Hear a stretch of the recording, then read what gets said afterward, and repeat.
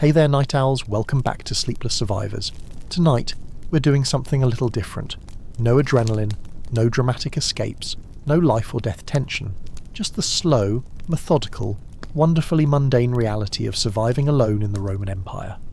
We're talking about the kind of boring that helps you drift off, the repetitive tasks, the daily grind, the small forgettable moments that filled the lives of ordinary people 2,000 years ago. So get comfortable, adjust your pillows, maybe dim the lights a bit, and if you enjoy this kind of content, go ahead and like the video and subscribe. But no pressure. Really, we're all about low stakes here. Let me know in the comments where you're listening from and what time it is. It's always interesting to see who's awake at odd hours around the world. Now, let's ease into our story. A story without heroes, without villains, without anything particularly exciting at all. Just you, alone, in the Roman Empire trying to get by. Chapter 1. Waking up in your insula. Congratulations. You've just woken up in the year 157 AD, in Rome. Not the Rome of emperors and senators, but the Rome of everyone else. The Rome that smells like garbage and unwashed bodies and smoke from 1,000 cooking fires. You live in an insula, that's Latin for island, but it's really just an ancient apartment building. 5 stories tall, cramped, poorly constructed, and prone to collapsing without warning, but let's not think about that right now. Your room is on the 4th floor. Why the 4th? Because rent is cheaper the higher you go. The ground floor is for shops and wealthy tenants, the 2nd floor for merchants, the 3rd for struggling artisans, and the 4th and 5th floors? Those are for people like you. People with no money, no connections, and no better options. Your room is small, very small, about 10 feet by 10 feet. Just enough space for a narrow bed, a wooden chest, a small table, and a clay oil lamp that you keep forgetting to refill. The walls are thin, so thin you can hear your neighbour coughing, and snoring, and arguing with his wife, and doing other things. You've learned to ignore it, mostly. The bed is a simple wooden frame with rope strung across it. On top of that, a thin mattress stuffed with straw. It's lumpy. It smells vaguely of mildew. And it's home. There's no pillow. Well, there is, but it's just a rolled-up cloak. Not comfortable, but it's better than nothing. You blink awake as sunlight filters through the single window. It's not much of a window, just a rectangular hole in the wall with wooden shutters. No glass. Glass is expensive. Only the wealthy have glass windows. The air is cold, it's early spring, and Rome hasn't warmed up yet. You can see your breath misting in the dim light. You lie there for a moment, staring at the cracked ceiling. There's a water stain in the corner. It's been there for months. You keep meaning to mention it to the landlord, but he's never around. And even if he were, he probably wouldn't care. You hear footsteps above you. Your upstairs neighbour is already awake. You hear the scrape of a chair, the clink of pottery, the sound of someone clearing their throat and spitting. Welcome to morning in ancient Rome. It's time to get up. Chapter 2. No coffee, no bathroom, no problem. You sit up slowly. Your back aches. The mattress offers almost no support, and you've been sleeping in the same position all night, because moving means waking up. You swing your legs over the side of the bed. Your feet touch the cold floor. It's just packed earth, worn smooth by years of shuffling feet. No rugs, no tiles, just dirt. You stand, stretching carefully. Your knees pop, your shoulders crack. You're only 30 years old, but you feel older. Everyone does. Life in Rome is hard on the body. Now comes the first challenge of the day, using the bathroom. Except there is no bathroom. Not in your room, anyway. You glance at the chamber pot in the corner. It's a simple clay vessel, wide-mouthed and functional. You used it last night, and it still smells. You pick it up carefully. It's your job to empty it. Some people just toss the contents out the window into the street below. It's technically illegal, but enforcement is inconsistent. Still, you'd rather not risk a fine, or hitting someone important. So you carry the chamber pot down the stairs, 4 flights. Narrow, uneven steps. No handrail. You move slowly, carefully, trying not to slosh. The stairwell is dark. There are no windows here, and no one bothers to light lamps during the day. You've memorized every step, every crack, every loose board. You pass your neighbours. A woman carrying a basket of laundry. An old man wheezing as he climbs. A child sitting on a step playing with a wooden toy. No one makes eye contact. Everyone minds their own business. Finally, you reach the ground floor and step outside. Chapter 3. The streets of Rome are terrible. The street is already busy. Rome never truly sleeps, but the morning is when it comes fully alive. Carts rumble past, their wooden wheels clattering on stone. Vendors shout, advertising bread, fish, oil, wine. A barber has set up shop on a corner, shaving a customer while a small crowd watches. The smell hits you immediately. It's a rich layered aroma of human waste, animal dung, rotting vegetables, smoke, sweat, and something you can't quite identify but have learned to ignore. You walk carefully. The streets are paved with large stones, but they're uneven and slippery. Worse, they're often covered in filth. You make your way to the public latrine. It's a few blocks away. You could use the chamber pot at home and just leave it, but that would make your room unbearable, so you walk. The latrine is a communal facility. It's a long room with stone benches lining the walls. Each bench has circular holes cut into it. Beneath the holes, a channel of running water carries waste away. It's a Roman marvel of engineering. Sort of. You empty your chamber pot into the channel, rinse it with water from a nearby fountain, and head back. On the way, you stop at a public fountain to wash your hands and face. The water is cold and clean. Well, relatively clean. It comes from one of Rome's many aqueducts, and it's better than anything else available. You splash water on your face, rub your eyes, and run wet hands through your hair. That's your morning hygiene routine. No soap.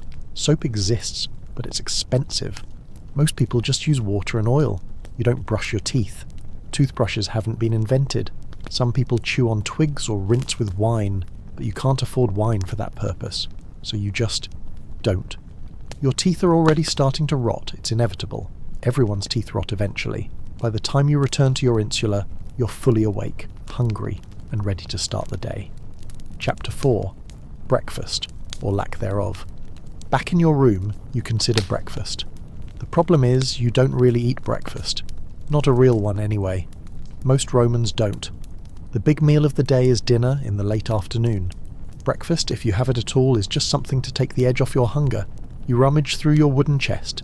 Inside you have a small loaf of bread, hard and stale, a few olives in a clay jar, a piece of dried fish, salty and tough, a cup of watered-down wine. That's it. That's your pantry. You tear off a chunk of bread. It's so hard you have to dip it in the wine to soften it. You chew slowly, washing it down with more wine. The wine is terrible. It's cheap, acidic, and has probably been watered down by the vendor before you even bought it. But it's safer than water, which can carry all sorts of diseases. You eat a few olives. They're salty and strong, but filling. Then you gnaw on the dried fish. It tastes like salt and regret. This is breakfast. This is every breakfast. You sit at your small table, chewing slowly, looking out the window at the street below. People are hurrying past. Vendors are setting up. The city is alive. But you're just sitting here, eating stale bread, alone. It's boring. It's repetitive. It's survival. Chapter 5. Getting dressed, which takes longer than you'd think. After your meagre breakfast, it's time to get dressed. You're already wearing your tunic. You slept in it. Everyone does. It's just a simple woolen garment, off-white, reaching to your knees. It's held in place by a belt made of rope. But before you head out for the day, you need to make yourself presentable, or at least not offensive. You check your tunic for stains. There are several. Wine, oil, something that might be fish sauce. You try to brush them off with your hand. It doesn't really work. You consider changing into your other tunic, but wait. You only have one other tunic, and it's even worse. So you stick with this one. Next, you grab your cloak. It's a rectangular piece of wool, faded and patched in several places. You drape it over your shoulders and pin it with a simple bronze brooch. The cloak serves multiple purposes. It keeps you warm, it can be used as a blanket, and it makes you look slightly more respectable. Footwear. You have sandals, simple leather sandals with straps that crisscross up your calves. They're worn and cracked, but they're still functional. Barely. You sit on the edge of your bed and strap them on, carefully avoiding the broken buckle on the left one. Now for grooming. You don't have a mirror. Mirrors are made of polished metal and are expensive, so you just run your fingers through your hair, trying to smooth it down. Your hair is short. You cut it yourself with a knife every few weeks. It's uneven, but it's practical. Your beard is another matter. You'd like to be clean-shaven, like the fashionable Romans. But razors are dangerous, and barbers cost money. So you've got a scruffy, uneven beard that itches constantly. You scratch your chin, grimace, and decide that's good enough. Finally, you check your belongings. You don't have much. A small knife, tucked into your belt, a few bronze coins in a pouch, a wax tablet and stylus for notes. Your room key, a heavy iron thing that you wear on a cord around your neck. That's it. That's everything you own. You take a deep breath, adjust your cloak, and head for the door. Time to face the day. Chapter 6. Your job. Boring, repetitive, essential. You work as a porter. Not a glamorous job, not even a particularly interesting one, but it pays. Barely. Your job is simple. Carry things from one place to another, goods from the docks to warehouses, wine amphorae from merchants to taverns, building materials from suppliers to construction sites, anything heavy, anything awkward, anything someone else doesn't want to carry. You head to the docks along the Tiber River. It's about a 30-minute walk from your insula, and you know the route by heart. The streets are crowded now. You weave through the masses, slaves carrying baskets, merchants arguing, children running and shouting, stray dogs sniffing through piles of garbage.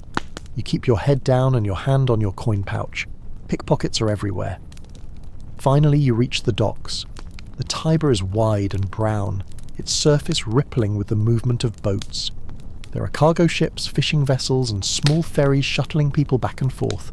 The docks are chaotic. Men shouting in Latin, Greek, and a dozen other languages. The clang of metal, the creak of ropes, the smell of fish, tar, and sweat. You find your usual spot near a large warehouse. Other porters are already gathering. You recognize a few faces.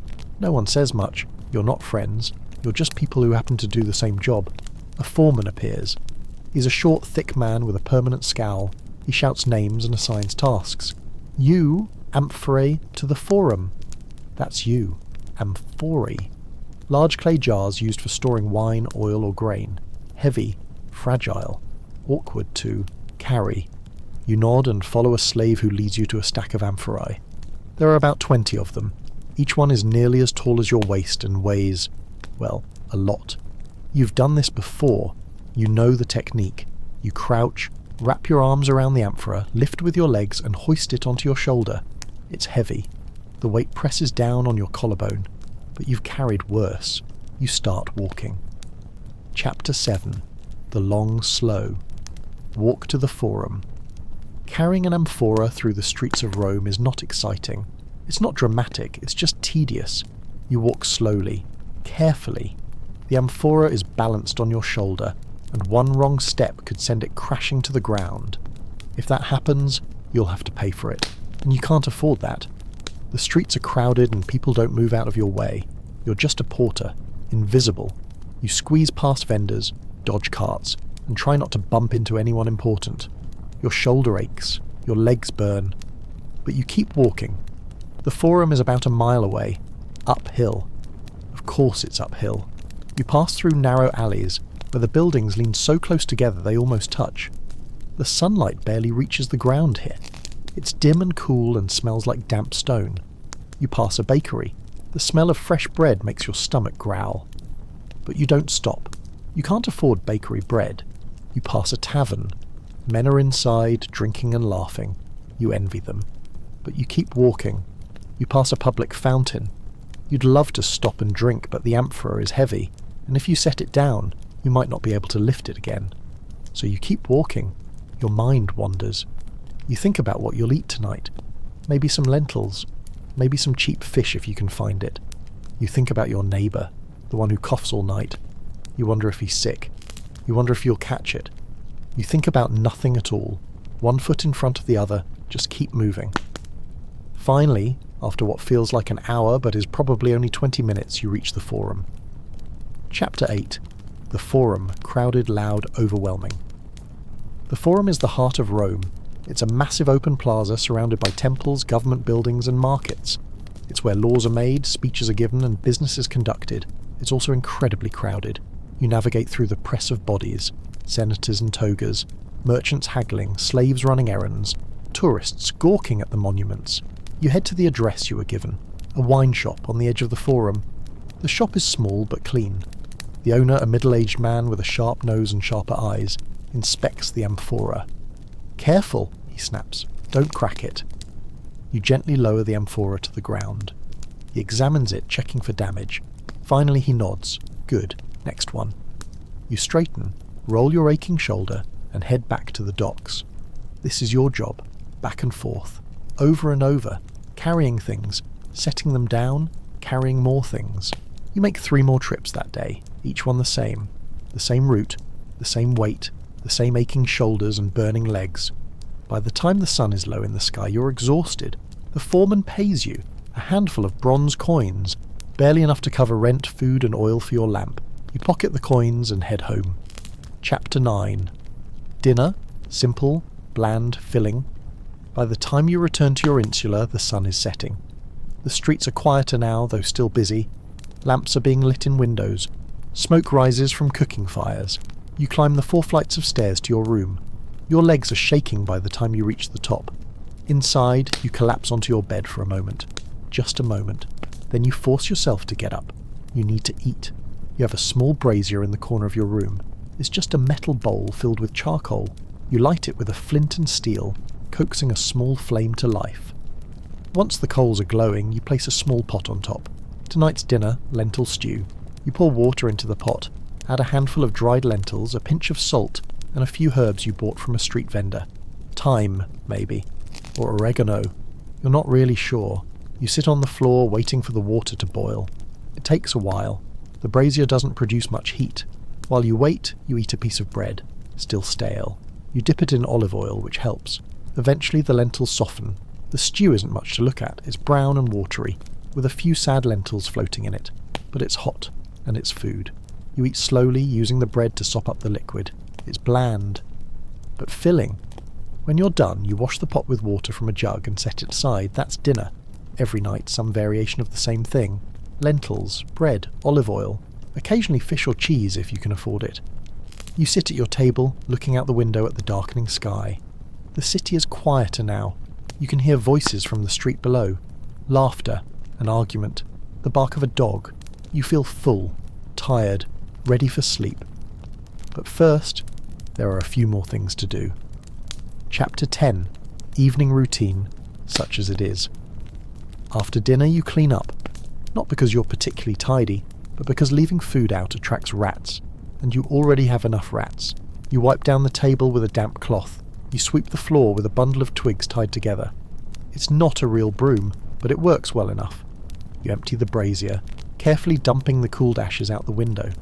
Technically, you're supposed to take them downstairs, but no one does. The street below is already covered in ash and garbage. Little more won't hurt.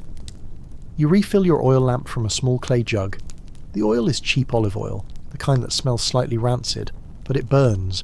You light the lamp with a coal from the brazier. The small flame flickers, casting shadows on the walls. Now you have a choice. You could go out. There are taverns nearby, places where people gather to drink, talk and gamble. You could join them, but taverns cost money, and you're tired. So you stay in. You sit at your table and take out your wax tablet and stylus. The tablet is a wooden frame filled with beeswax. You use the stylus to scratch notes into the wax. When you're done, you can smooth it over and use it again. You write a few things. Expenses. Jobs for tomorrow.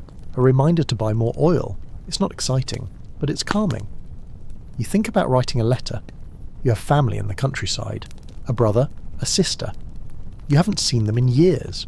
But letters require papyrus, and ink, and someone to deliver them, all of which cost money. So you don't write a letter. Instead, you just sit, thinking, listening to the sounds of the city, the distant shout of a night watchman, the creak of a cart, the cry of a baby. Eventually you stand and stretch.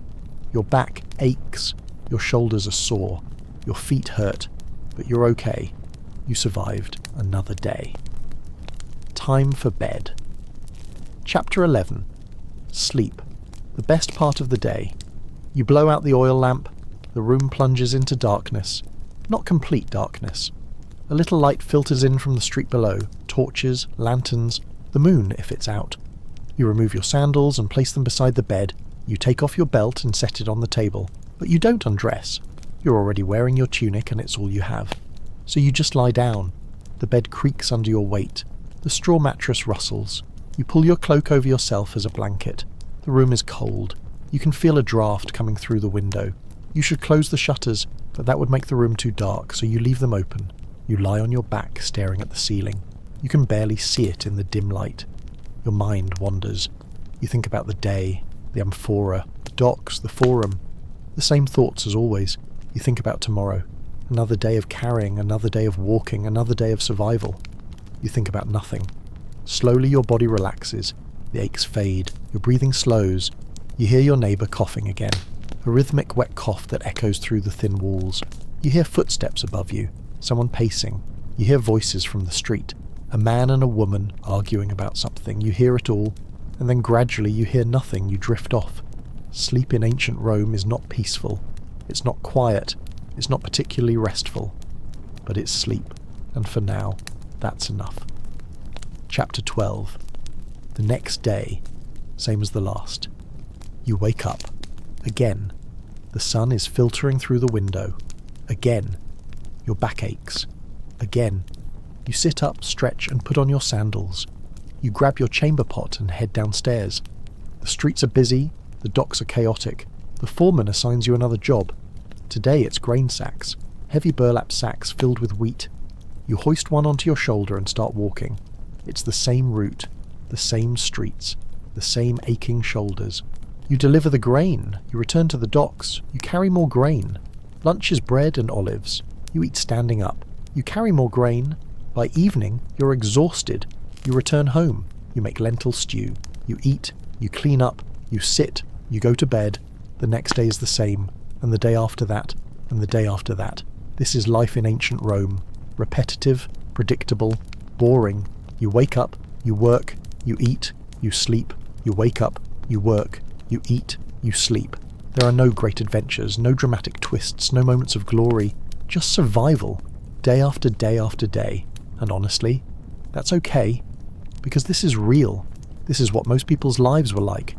Not the emperors, not the gladiators, not the generals. Just ordinary people, trying to get by. Chapter 13. The social structure. You're near the bottom. Let's talk about where you fit in Roman society. Spoiler, not very high. Rome is a rigidly hierarchical society. At the very top you have the emperor. Below him, the senators and patricians. Then the equestrians, wealthy businessmen. Then the plebeians, ordinary citizens. Then freedmen, former slaves. Then slaves. You're a plebeian, technically a citizen. You have the right to vote, though that doesn't mean much anymore. The emperor has most of the power, but being a citizen is still better than being a slave. Slaves have no rights. They're property. They can be bought, sold, beaten, or killed. You're not a slave, but you're not far above one either. You have no land, no wealth, no political connections. You survive by working with your hands and your back. Most Romans are like you. They work hard, earn little, and die young. The wealthy live in a different world. They have villas with gardens, mosaics, and private baths. They eat elaborate meals with multiple courses. They have slaves to do everything for them. You've seen their homes. You've delivered goods to them. You've watched them pass in the streets, carried in litters by slaves, wearing fine togas, not even glancing at people like you. It's frustrating, but it's also just the way things are. You don't waste energy being angry. You can't change the system. You can only survive within it. So you do. Chapter 14. Religion, constant, confusing, obligatory. Religion is everywhere in Rome. There are temples on every corner, shrines in every home, gods for every occasion. You're expected to honour the gods, not because you necessarily believe in them, but because not honouring them is dangerous. If the gods are angry, they might curse you, or worse, curse the whole city. You pass a small shrine on your way to work. It's just a niche in a wall with a statue of Mercury, the god of merchants and travellers. Someone has left an offering, a few coins, some bread. You don't have anything to offer, but you nod respectfully as you pass, just in case. There are state gods, Jupiter, Juno, Minerva, Mars. You're supposed to honour them during festivals. There are household gods, the Lares and Penates. You have a small shrine in your room, just a wooden shelf with a few clay figurines. You pour a little wine on it sometimes, when you remember. There are foreign gods, Isis from Egypt, Mithras from Persia, Cybele from Anatolia. Their cults are popular, especially among soldiers and slaves. And now there's a new religion, Christianity. It's small, secretive, illegal, technically. You've heard rumours. They worship a man who was crucified. They meet in secret. They refuse to honour the traditional gods. You don't understand it, and you don't care enough to investigate. Religion, for you, is mostly about going through the motions. You attend festivals when required. You make small offerings when you can afford them. You say the right prayers, but deep down you're not sure if the gods are listening or if they care. Chapter 15. Hygiene, or the lack thereof. Let's be honest, you're not very clean. You wash your face and hands every morning at the public fountain. That's about it. Bathing is a luxury. There are public baths in Rome, massive complexes with hot pools, cold pools, steam rooms and exercise areas. They're cheap to enter, just a few bronze coins. But you don't go often, maybe once every 2 weeks, partly because you're too tired after work, partly because the baths are crowded and noisy, and partly because, well, you're used to being dirty. When you do go, it's an experience. The baths are huge. Marble columns, mosaic floors, painted frescoes. They're one of the few places where everyone, from slaves to senators, mingles. You undress in the changing room and leave your clothes with an attendant. Hopefully they'll still be there when you return. Theft is common. You start in the warm room, the tepidarium. You sit and sweat, letting the heat loosen your muscles. Then you move to the hot room, the caldarium. It's like a sauna. Steam fills the air, you can barely breathe, but it feels good. Your pores open. The grime begins to soften. Next, you scrape yourself down with a strigil. It's a curved metal tool. You scrape off the sweat, dirt and oil. It's not pleasant, but it works. Finally, you plunge into the cold pool, the frigidarium. The shock of cold water is intense, but refreshing. When you're done, you feel, not clean exactly, but cleaner, for a little while. Then you return to your room, put on your same dirty tunic, and within a day or two, you're just as grimy as before. Chapter 16. Entertainment. Rare, expensive, crowded. Entertainment in Rome is mostly for the wealthy, but occasionally there are free events. Public games, gladiator fights, chariot races. You've been to the Colosseum a few times. It's enormous. A massive stone amphitheatre that holds tens of thousands of people. The games are intense. Gladiators fight to the death. Criminals are executed in elaborate, gruesome ways. Exotic animals, lions, bears, elephants are brought in to fight or to kill. The crowd goes wild. They cheer, they boo, they bet on outcomes. You watch, but you're not really into it. It's entertaining, sure, but mostly you're just tired, and the crowd is exhausting. Thousands of people all shouting and pushing, plus the Colosseum is far from your insula. It takes an hour to walk there, and by the time the games are over you're too tired to enjoy the walk back. Chariot races are more popular. They're held at the Circus Maximus, a massive racetrack. The races are exciting, fast, dangerous. Chariots crash, drivers are thrown, horses stumble. There are 4 main teams: the Reds, the Blues, the Greens, the Whites. People are fanatically loyal to their teams. Fights break out in the stands. You don't have a team, you just watch. Mostly, though, entertainment for you is simpler, sitting in your room, listening to street musicians, talking to your neighbours. It's not exciting, but it's free. Chapter 17. Illness. Common, dangerous, inevitable. You get sick. Everyone does. It starts with a sore throat, then a cough, then a fever. You try to ignore it. You have to work. You can't afford to miss a day. But by the 3rd day you can barely stand. Your body aches. Your head pounds. You're shivering even though your room is warm. You stay in bed. There's no doctor. Doctors exist, but they're expensive. And honestly, they don't really help. Their treatments involve bloodletting, herbal poultices and prayers. You drink water. You eat what little food you have. You sleep. Your neighbour, the woman who lives next door, brings you some broth. She doesn't say much, just leaves it by your door and knocks. You're grateful.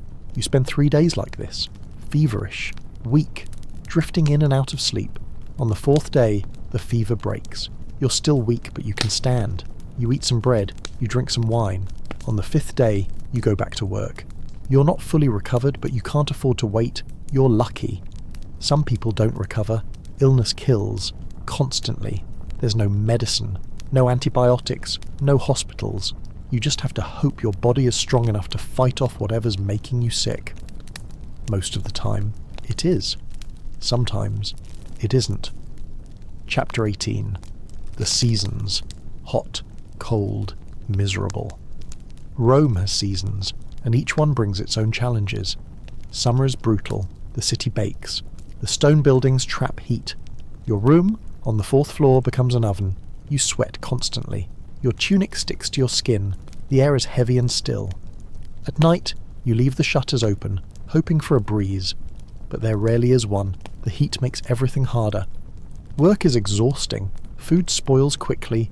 The smell of the streets becomes unbearable. You drink more. Watered down wine. Water from the fountains if you can trust it. You try to stay in the shade, but there's not much shade in Rome. Autumn is better. The air cools. The heat fades. It's a relief. But autumn is short. Winter comes quickly, and it's cold. Rome doesn't get snow, but it gets rain. Constant. Cold. Miserable rain. Your room is freezing. The thin walls offer no insulation. You huddle under your cloak, shivering. The brazier helps, but charcoal is expensive. You ration it. A few coals in the morning, a few more at night. Your hands and feet are always cold. Your nose runs. Your joints ache. Work is harder in winter. The streets are slippery. Your clothes are damp.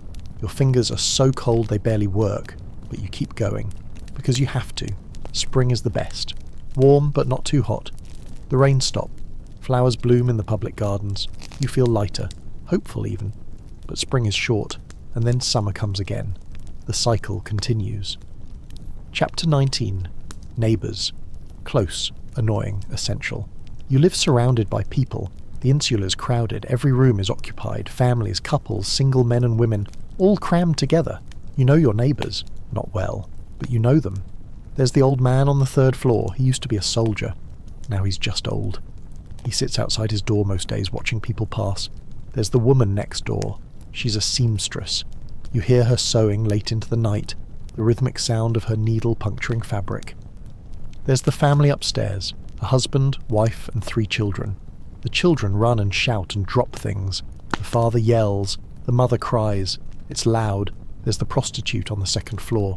She entertains clients at all hours. You hear them coming and going, footsteps on the stairs, muffled voices, sometimes moans, sometimes arguments. You don't judge.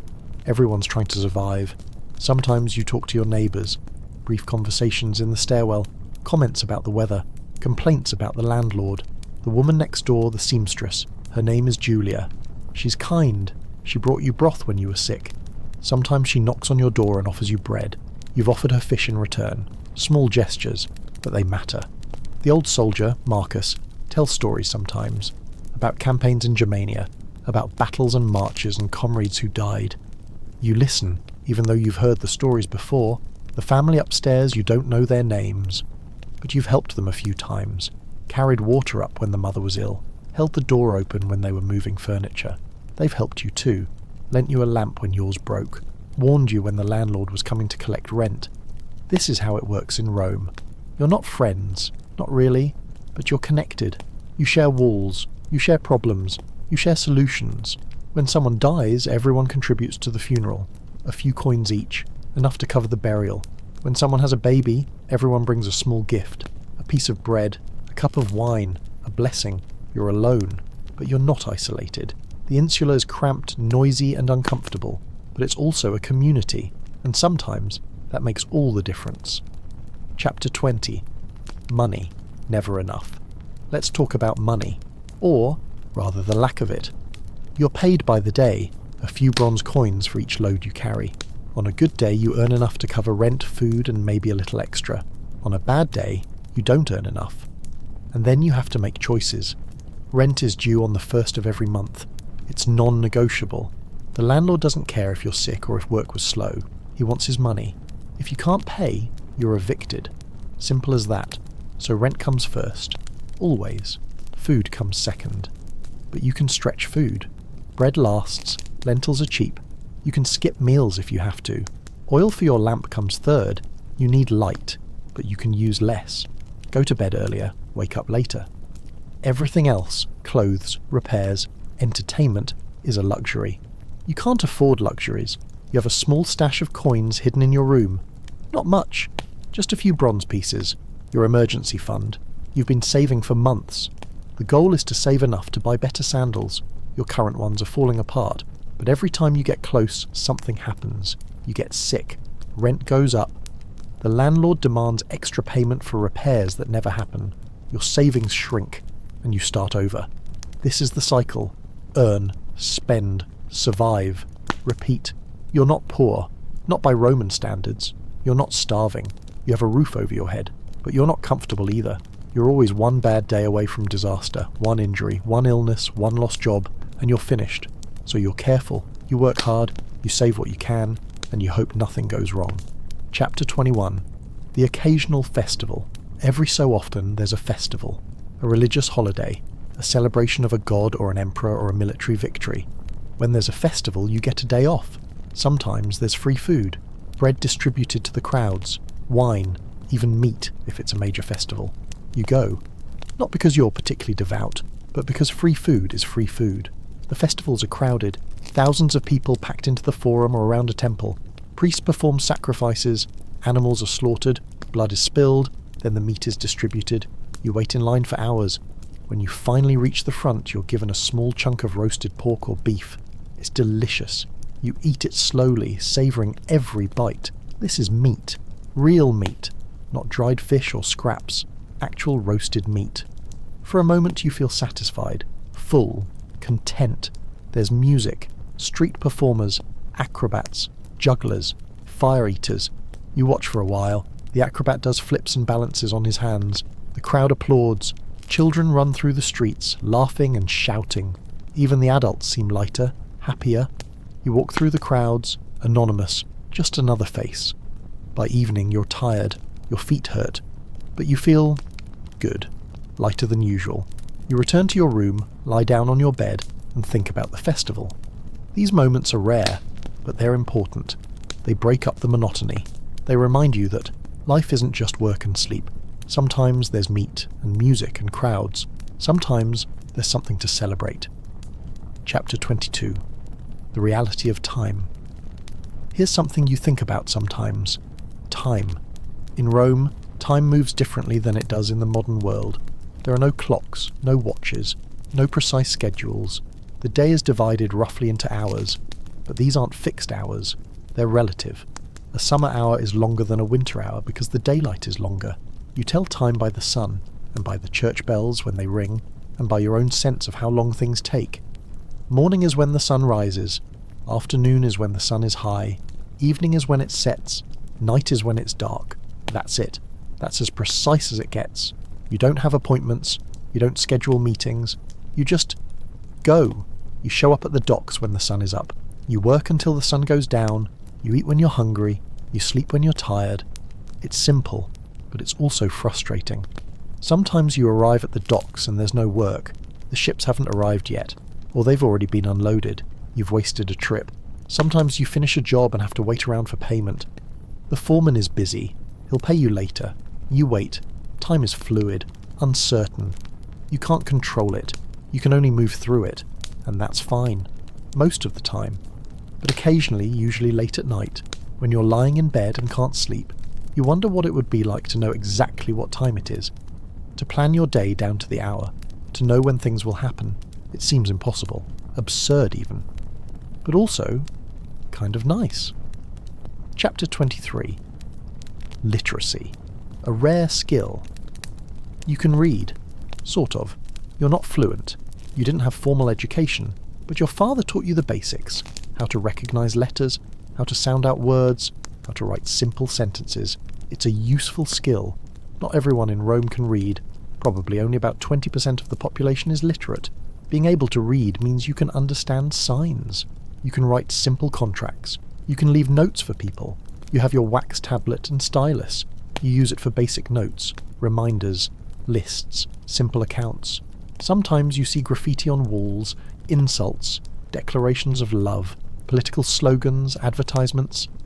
Marcus loves Julia. Vote for Gaius for a dial. The baker on the corner sells stale bread. Lucius was here. You read them as you pass. They're like voices from the city, Anonymous, fleeting. There are public notices posted in the forum, announcements from the Emperor, lists of upcoming games, legal decrees. You read them when you pass, not because you care necessarily, but because you can. Literacy is power, even limited literacy. It means you're less likely to be cheated. You can verify contracts, you can read prices, you can understand official documents. It's a small advantage. But in a world where most people can't read, small advantages matter. Chapter 24. The Dream of Leaving. Sometimes, late at night, you think about leaving Rome.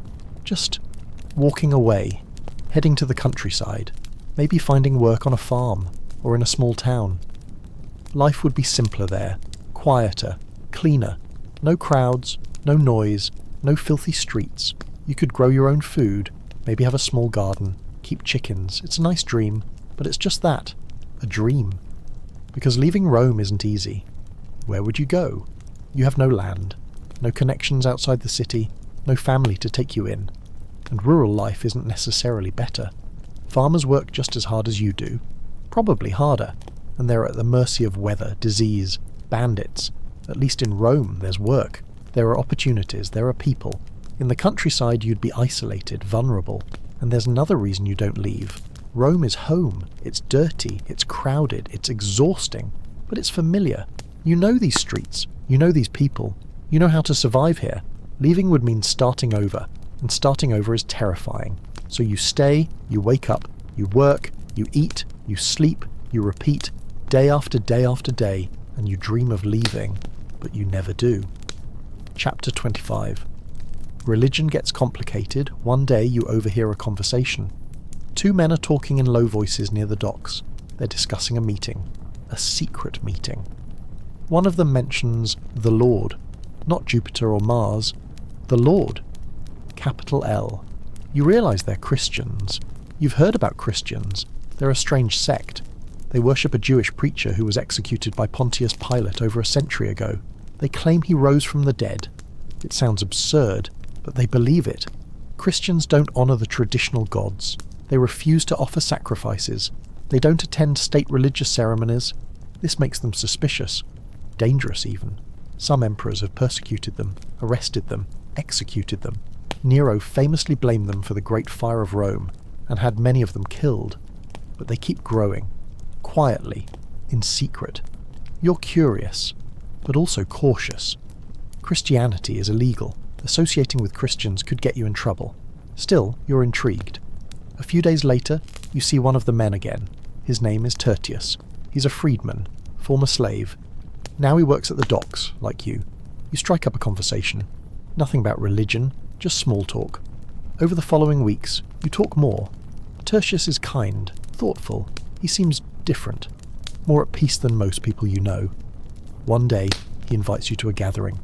Just a meal, he says, with friends.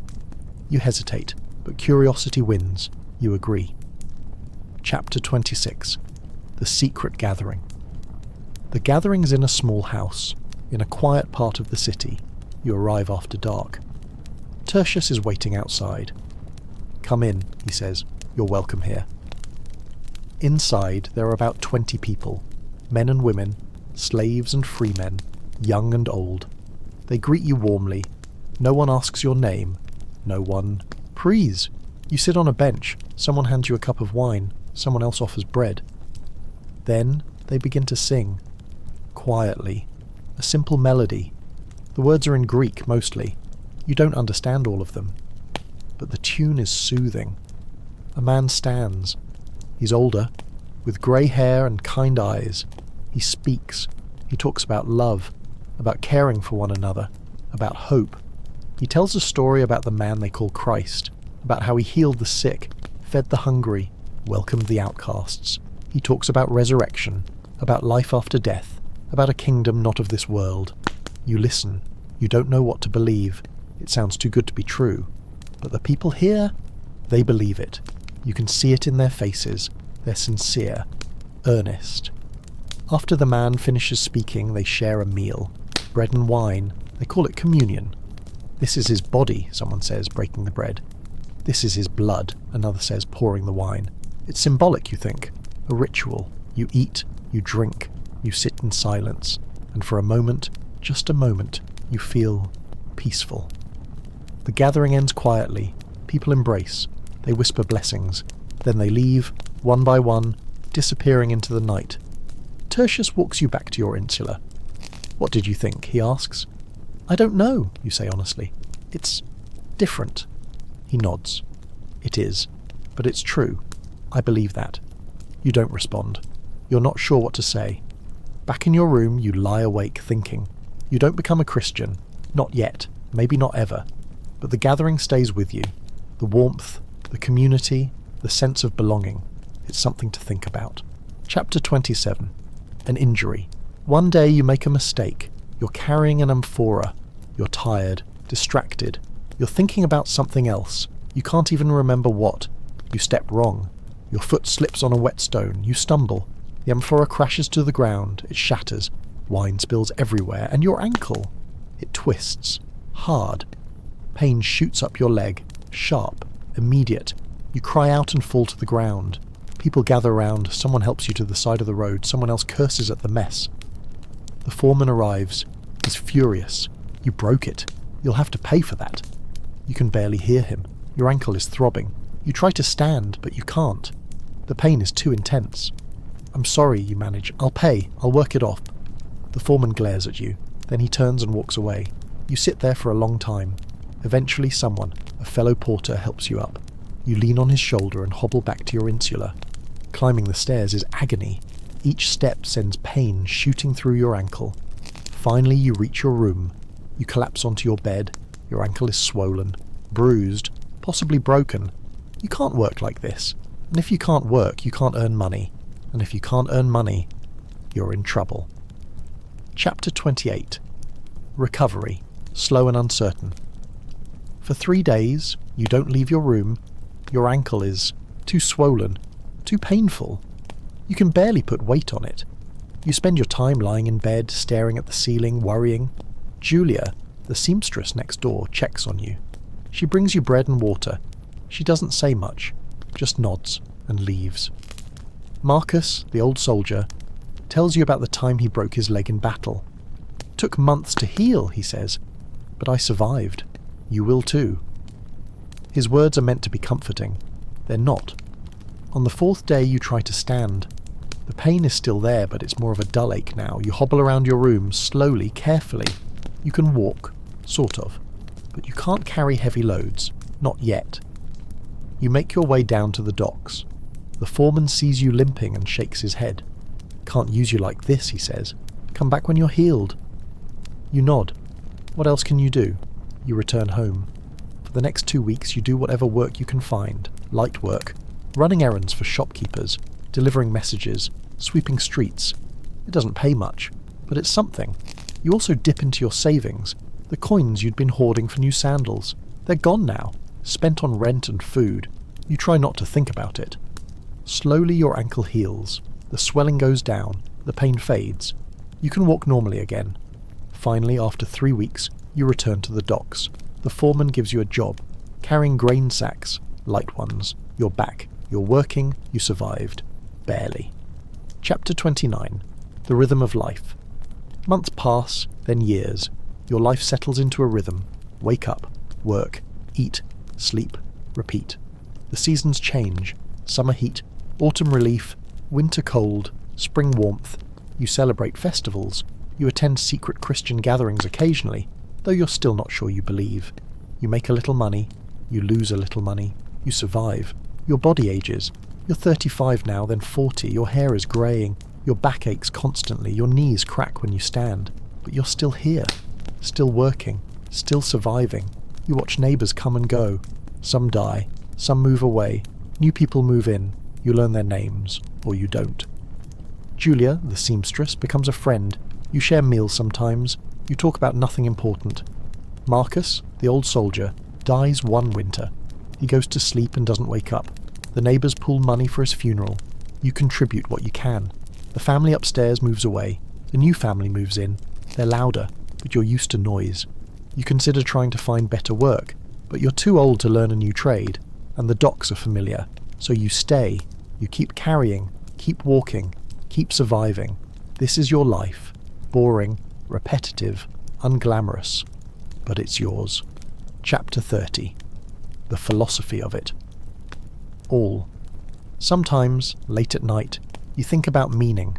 What's the point of all this? The work, the struggle, the endless cycle of survival. You don't have an answer. The philosophers talk about virtue, about living in accordance with nature, about finding peace within yourself, but you're not a philosopher, you're a porter. Your life is about carrying heavy things from one place to another. Is there meaning in that? Maybe. Maybe not. You think about the Christians. They talk about love, about serving others, about a reward in the afterlife. That's comforting in a way. The idea that this life isn't all there is. But you're not sure you believe it. You think about the old Stoics. They say you should accept what you cannot change. Focus on what you can control. Your actions, your thoughts. That makes sense. You can't control the fact that you're poor. You can't control the fact that work is hard.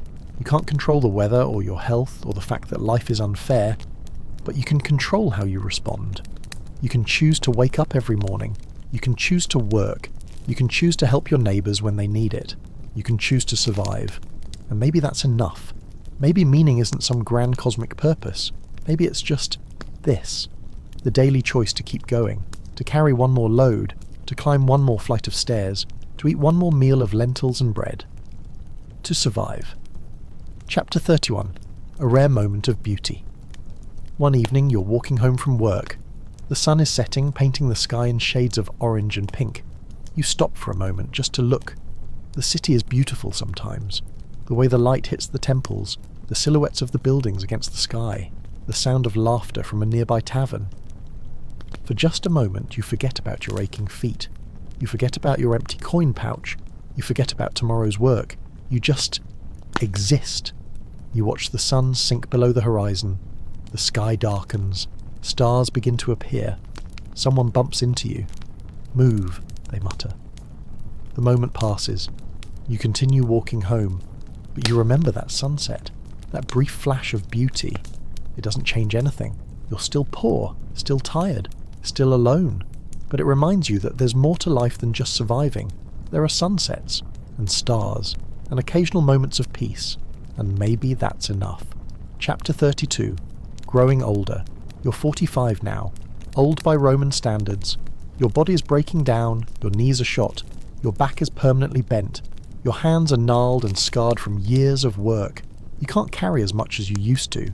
The foreman knows this. He gives you lighter loads, easier jobs. You're grateful, but you also know what this means. When you can't work anymore, you're finished. You have no savings, no family to take care of you, no safety net. When you're too old or too broken to work, you'll end up on the street, begging, maybe dying in some alley, unmourned and forgotten. It's not a pleasant thought, but it's realistic. You try not to dwell on it. Instead, you focus on today, this moment, this step, this breath. You're still here, still alive, still working. That's enough, for now. Chapter 33. The meaning of boring. Here's the thing about boring. It's underrated. Boring means safe. It means predictable. It means you're surviving. When life is boring, nothing terrible is happening. You're not starving. You're not sick. You're not being arrested or executed. You're just existing. And honestly, for most of human history, that's been the goal. Not glory, not adventure, just existence. You wake up, you work, you eat, you sleep. It's boring, but it's life. The stories always focus on heroes, emperors, generals, people who did extraordinary things. But most people didn't do extraordinary things. They did ordinary things, repeatedly, for their entire lives. They carried amphorae, they swept streets, they mended clothes, they raised children, they survived. That's not epic, it's not dramatic, it's not interesting, but it's real. And maybe there's a kind of heroism in that, in just showing up, in doing the work, in surviving another day. Maybe boring is the real story. Chapter 34. The last day. Unremarkable. One day, years later, you wake up for the last time. You don't know it's the last time. It feels like any other morning. You're 53 years old, ancient by Roman standards. You're surprised you've made it this long. You get out of bed, your joints protest, you stretch, you put on your sandals, you head downstairs, empty your chamber pot, wash your face at the fountain. You eat a small breakfast, bread and olives, the same as always. You walk to the docks, slowly. Your body's tired, but you've been tired for years. The foreman gives you a job, a light one, delivering a small package to a shop in the Forum. You take it and start walking. The sun is warm, the streets are crowded, everything is normal. You deliver the package. The shopkeeper nods and thanks you. You turn to leave, and then, quietly without drama, your heart stops. You feel a strange tightness in your chest, a brief moment of confusion, and then nothing. You collapse on the street, dead before you hit the ground. People gather around. Someone checks for a pulse. Someone else shakes their head. He's gone, they say. Your body is carried to the side of the road. Someone searches your pockets, finds your room key and a few coins. Your neighbours are notified. They pool together a small amount of money for your funeral. You're buried in a common grave outside the city. No monument, no inscription, just a body in the earth. Within a week, your room is rented to someone else. Within a month, no one remembers your name. You lived, you worked, you survived, and then you were gone, forgotten. Just another person in the vast, endless history of Rome. Chapter 35. What it all meant. Your life wasn't remarkable. You weren't a hero. You weren't a villain. You weren't even particularly interesting. You were just a person. An ordinary person trying to survive in an extraordinary time. You worked hard. You struggled. You suffered. You endured. You had moments of joy, a good meal, a sunset, a kind word from a neighbour. You had moments of pain, injury, illness, loneliness. But mostly you had moments of nothing. Neutral moments. Walking, carrying, eating, sleeping. Boring moments. And that's okay, because most of life is boring, for most people, throughout all of history. We don't remember the boring parts. We remember the dramatic ones, the wars, the plagues, the revolutions, but the boring parts were the majority. The daily grind, the repetitive tasks, the slow march toward death. That's what life was for most people in ancient Rome, and in ancient everywhere else. You represented that. The forgotten masses, the unnamed multitudes, the people who lived and died without leaving a trace. But you mattered. Even if no one remembered you, even if you left no legacy, you mattered because you existed, because you tried, because you survived for as long as you could. And maybe that's the real lesson here. Life doesn't have to be extraordinary to be worthwhile. It doesn't have to be dramatic or exciting or memorable. It can just be life, boring, repetitive, ordinary, and that's enough. Epilogue. Good night from sleepless survivors. So there you have it. A day in the life, or rather, a lifetime in the life, of an ordinary person in ancient Rome. No battles, no glory, no grand adventures, just survival. Boring, mundane, everyday survival. We hope this helped you relax, maybe even drift off a bit. That's the goal here at Sleepless Survivors, to give you content that's interesting enough to engage your mind, but calm enough to let you sleep. If you enjoyed this, consider liking and subscribing. Check out our other videos. We cover all sorts of historical topics, always with this same low-key, sleep-friendly approach. Where are you listening from? What time is it there? Let us know in the comments. We love hearing from our global community of night owls and insomniacs. Thanks for joining us tonight. Sleep well, or, keep listening. Either way. Until next time, this is Sleepless Survivors, reminding you that history wasn't all heroes and battles. Most of it was just people. Ordinary people. Living ordinary lives, carrying amphorae, eating lentils, surviving. And honestly, that's kind of beautiful. Chapter 36. The next generation. But let's not end there. Because life in Rome didn't end with you. Your room was rented out within a week. To a young man named Gaius. He's 22, fresh from the countryside. His father's farm failed. Too many bad harvests. Too much debt. So Gaius came to Rome, like so many others, looking for work, looking for opportunity, looking for survival. He moves into your room, the same small space, the same cracked ceiling with the water stain, the same thin walls. He doesn't know about you, doesn't know that someone died just days ago, doesn't know that the previous tenant collapsed in the street and was buried in an unmarked grave. He just knows he has a room, a place to sleep, a starting point. Gaius gets a job, same as you, porter, carrying things from one place to another. His first day, he meets the foreman, the same foreman you worked for. The man doesn't remember you, doesn't mention you, just assigns Gaius his first job, amphorae, to the forum. Gaius nods. He's nervous, excited. This is his new life. He hoists the amphora onto his shoulder. It's heavier than he expected. His legs shake, but he manages. He starts walking, the same route you walked, hundreds of times, thousands of times, through the same streets, past the same fountains, past the same vendors and beggars and stray dogs. Gaius doesn't know he's retracing your steps, doesn't know he's living the same life you lived. He just walks, one foot in front of the other. The cycle continues. Chapter 37. Julia, still sewing. Julia is still alive, the seamstress next door. She's older now. Her hands are more gnarled, her eyes are weaker, but she still sews. Late at night she sits by her window stitching by lamplight. The rhythmic puncture of needle through fabric, a sound she's made for 40 years. She remembers you, vaguely. The man who lived next door, who sometimes shared fish, who was quiet and kept to himself. She remembers when they came to tell her you'd died. She nodded, said a brief prayer, contributed a few coins to your burial fund. She didn't cry. She'd seen too many people die, neighbours, friends, family. Death was constant in Rome. But she did feel something. A small sadness, a brief acknowledgement that another person had vanished from the world. Now there's a new neighbour, Gaius, young, loud, always running up and down the stairs. She doesn't mind. Youth is noisy. She was noisy once too, though she can barely remember it. She keeps sewing. Because what else is there to do? Her eyes are failing. Soon she won't be able to work, and then what? She tries not to think about it. Instead, she focuses on the needle, the thread, the fabric, one stitch at a time, just like you focused on one step at a time, just like everyone focuses on one moment at a time.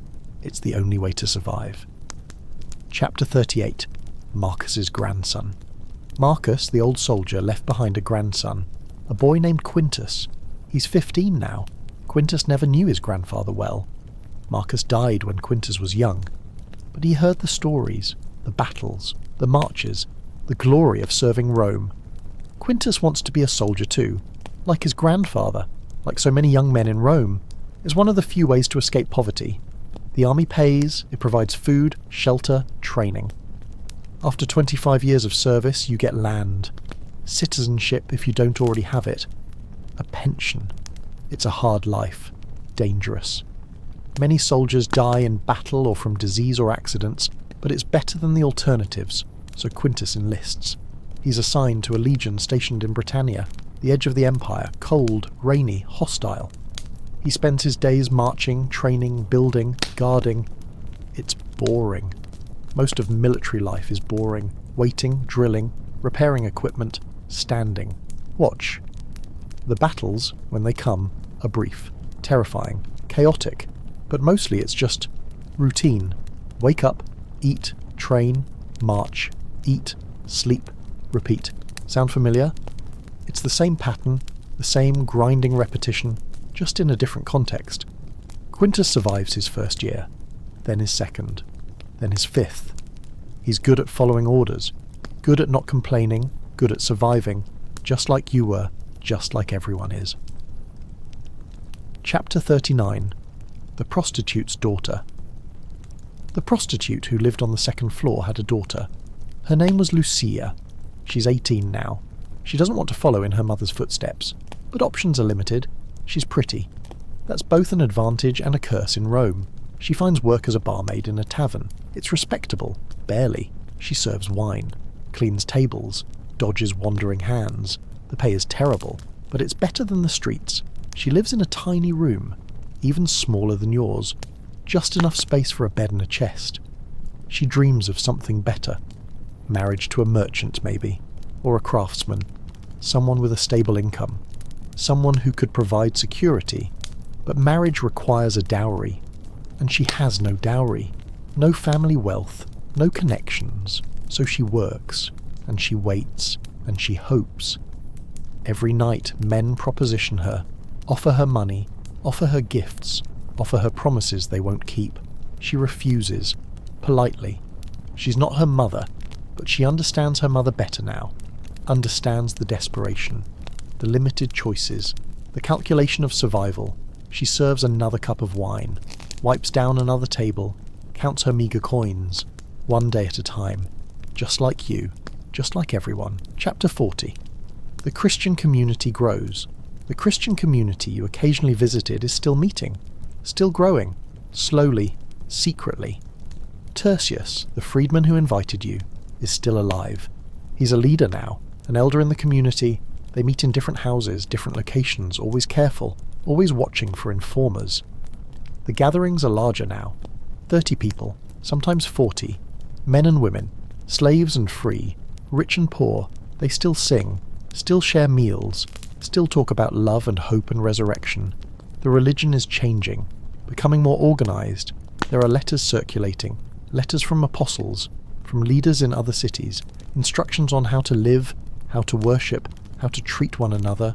Some of the original generation are dying off, the ones who knew people who knew Jesus, the ones who had direct connections to the source, but new believers are joining, convinced by the message, or by the community, or by the promise of something better than this hard, brutal life. The Roman authorities still disapprove, still arrest Christians occasionally, still execute them when they refuse to honour the traditional gods, but the community persists, survives, grows, just like you persisted, survived, endured. They remember you vaguely, the man who came a few times, who listened but never committed, who seemed interested, but uncertain. They pray for you, among the many others they pray for. Your name, long forgotten by most, is spoken in these secret gatherings, just for a moment, just in passing, and then the community moves on, to the next prayer, the next song, the next meal. Life continues. Chapter 41. The insula deteriorates. The insula where you lived is falling apart, slowly, inevitably. The landlord still doesn't make repairs. Why would he? People still pay rent. People still need housing. The water stain in your old room is bigger now. The ceiling sags. One day, probably soon, it will collapse, but not yet. The stairs are more worn, more dangerous. Someone fell last month, broke their arm. No one was held responsible. The walls are thinner. If they were thin before, they're practically non-existent now. You can hear everything, every conversation, every argument, every intimate moment. Privacy is a luxury, always has been, but it's getting worse. The smell is worse too. The street below is more crowded, more filthy. The public latrines are overwhelmed. The fountains are dirty. Disease spreads quickly in these conditions. Fevers, coughs, stomach ailments. People die. New people move in. The cycle continues. Gaius, in your old room, gets sick. A fever. It lasts 3 days. He recovers. He's young, strong, lucky. He returns to work, carries more amphorae, walks the same routes, lives the same life. The insula groans, settles, holds together for another year, but one day it will fall. These buildings always do eventually, and when it falls, people will die. Maybe a few, maybe many, and then the rubble will be cleared, and a new insula will be built, probably just as cheaply, just as poorly, and the cycle will continue. Chapter 42. The Empire continues. While all these small personal stories unfold, the Empire continues. Emperors come and go. Marcus Aurelius rules now. A philosopher-emperor, wise, thoughtful, writing meditations on Stoic philosophy. But philosophy doesn't stop wars, doesn't prevent plagues, doesn't feed the poor. The Empire is vast, stretching from Britannia to Egypt, from Spain to Syria, millions of people, dozens of cultures, hundreds of cities, all connected by roads, by trade, by the force of Roman legions. It's an impressive achievement, the largest empire the world has ever seen, but for people like you, like Gaius, like Julia, like Lucia, the empire is mostly invisible.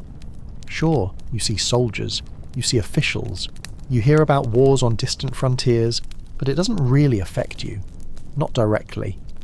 Your life is about survival, about getting through the day, about earning enough to eat.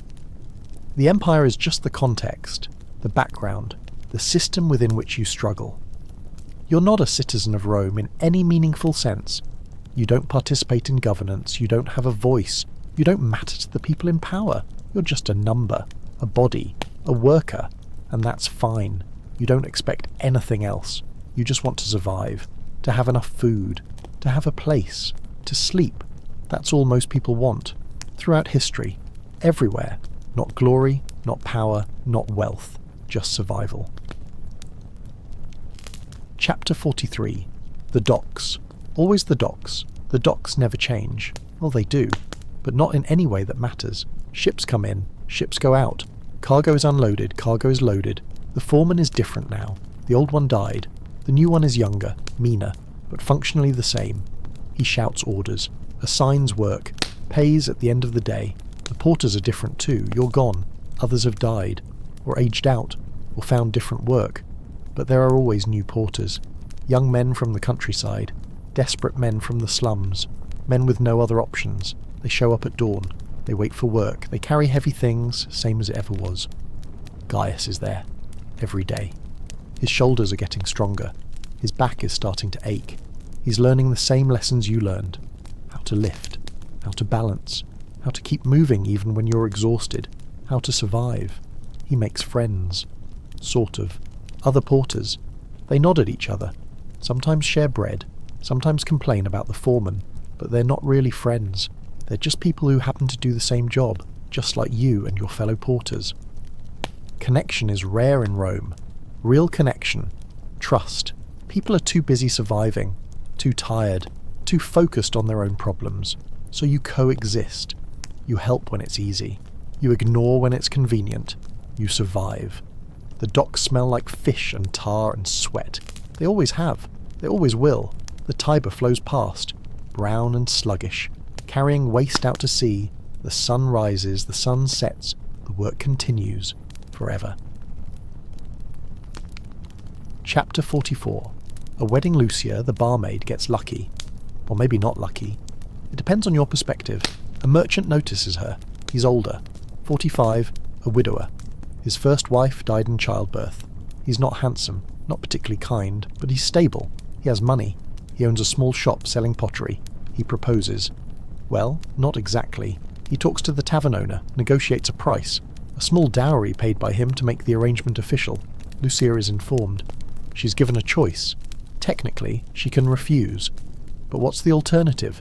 Keep serving wine, keep dodging hands, keep hoping for something better. She accepts. They marry in a small ceremony, no grand celebration. Just a few witnesses, a priest, some words spoken, some wine shared, and now Lucia is a merchant's wife. She moves into his home. A small house, 2 rooms, a courtyard. It's modest. But it's better than her tiny room above the tavern. She's expected to keep the house, cook meals, manage the household, bear children if possible. Her husband is not cruel, but he's not affectionate either. He's practical. He needed a wife. She needed security. It's a transaction. Like everything in Rome, Lucia lies awake at night, listening to her husband snore. She thinks about her mother, wonders if she ended up in the same trap. Just a different version, but she has a roof over her head, food in her belly. She's not on the streets. She's surviving. That's enough. It has to be. Chapter 45. The seasons turn. Again summer comes. Rome bakes. The streets shimmer with heat. The stench becomes unbearable.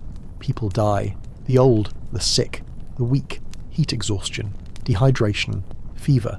Bodies are carried out of the insulae, buried quickly before they rot. Gaius suffers through it.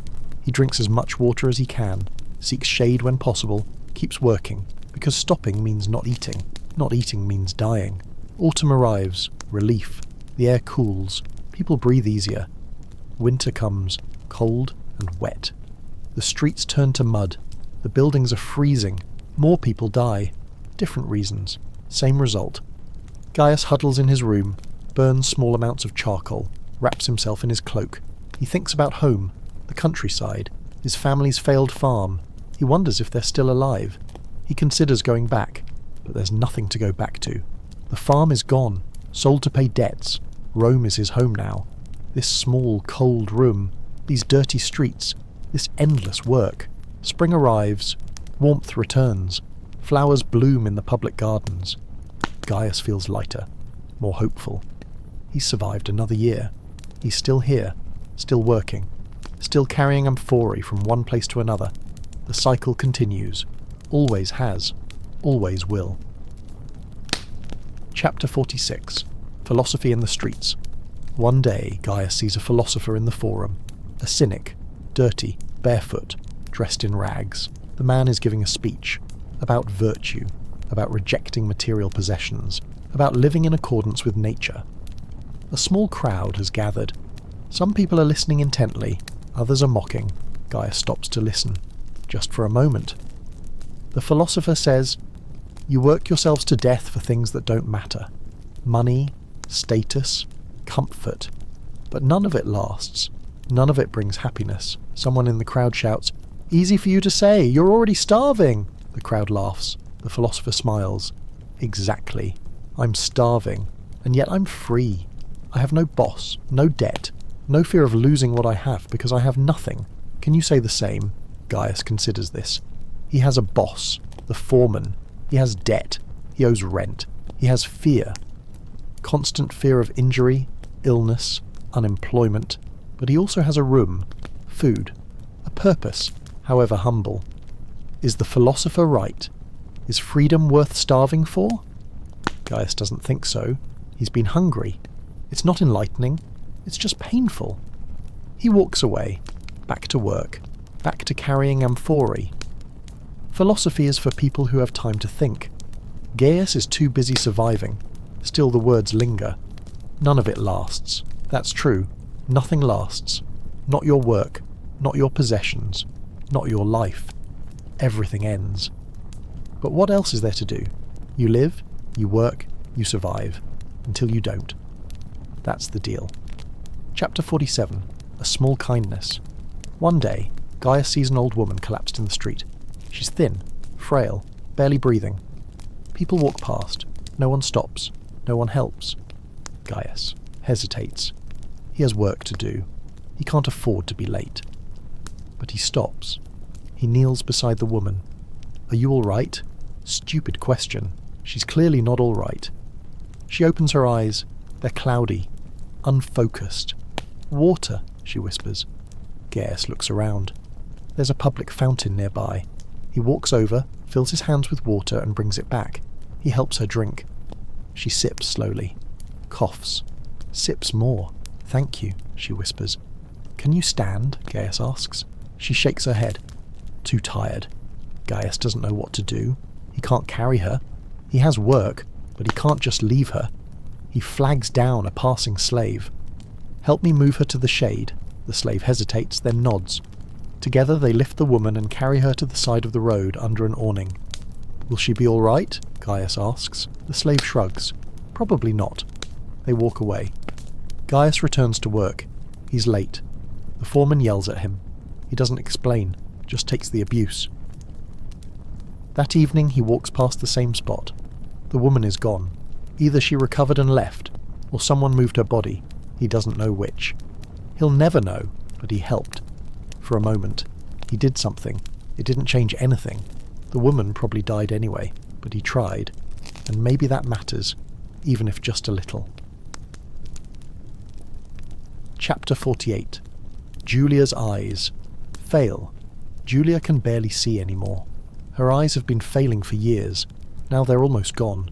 She can make out shapes, light and shadow, but details, faces, thread, impossible. She can't sew anymore. Her one skill, her livelihood, gone.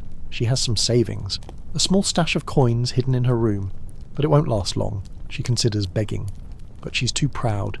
For now, her neighbours help. Gaius brings her bread sometimes. A family downstairs shares their soup. She's grateful, but also ashamed. She's always been independent, always provided for herself. Now she's dependent. A burden. She sits in her room, listening to the sounds of the city. Footsteps, voices, carts, distant music. She thinks about her life. 40 years of sewing, thousands of garments, tunics, cloaks, repairs. All that work, all that effort. And what does she have to show for it? Nothing. No family, no wealth, no legacy. Just this small room and failing eyes. And the charity of neighbours. She's not bitter. Not exactly. Just resigned. This is how it ends. For people like her, for people like you work until you can't, and then you fade away, unmourned, unremembered, forgotten. It's not fair. But fairness was never part of the deal. Chapter 49. The Great Plague arrives.